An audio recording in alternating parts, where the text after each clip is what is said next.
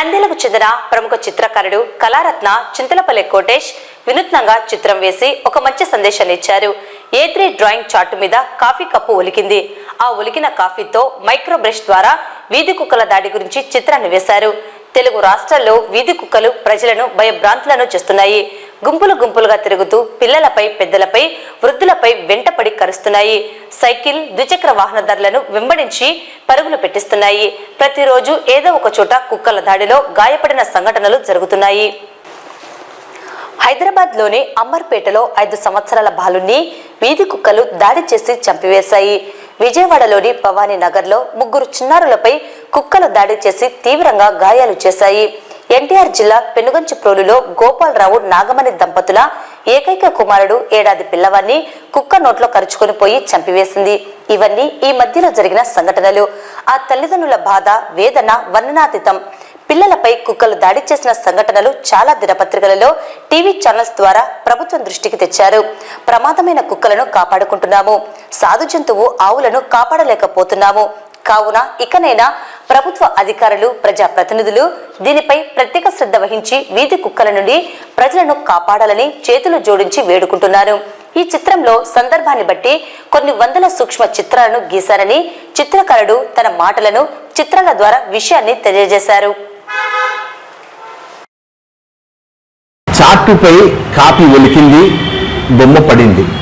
అంటే నేను కుక్కలు బాబాయ్ కుక్కలు, ఇప్పుడు మన తెలుగు రాష్ట్రాల్లో ఆంధ్రప్రదేశ్ కానీ తెలంగాణ కానీ కుక్కలు ఎక్కువైనాయి. దాని నుంచి ఒక బొమ్మ గీశాను. A3 డ్రాయింగ్ చార్ట్ మీద కాపీ కప్పుపై కప్పు ఒలికింది. ఆ ఒలికిన కాపీతోనే మైక్రోబ్రష్ ద్వారా వీధి కుక్కల దాడుల గురించి చిత్రాన్ని గీశాను. ఈ చిత్రం వేయడానికి 4 గంటల సమయం పట్టింది. తెలుగు రాష్ట్రాల్లో వీధి కుక్కలు భయభ్రాంతులు చేస్తున్నాయి.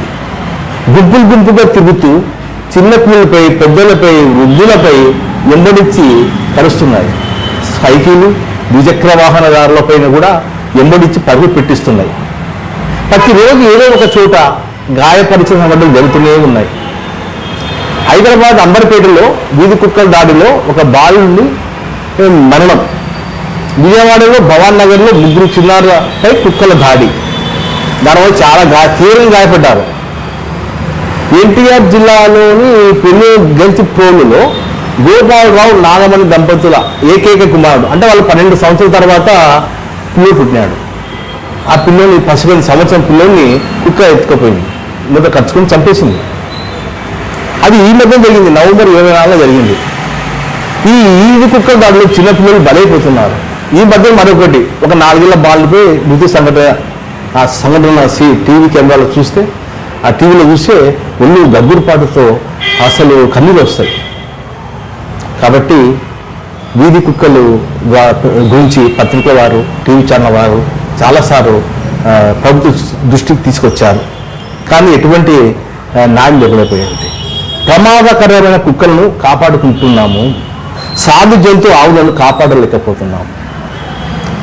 కాబట్టి ప్రభుత్వ అధికారులు, ప్రజాప్రతినిధులు దీనిపై దృష్టి పెట్టి ఆలోచించి వీధి కుక్కల నుంచి ప్రజలను కాపాడుకోవాలని చేతులు జోడించి కోరుకుంటున్నాను.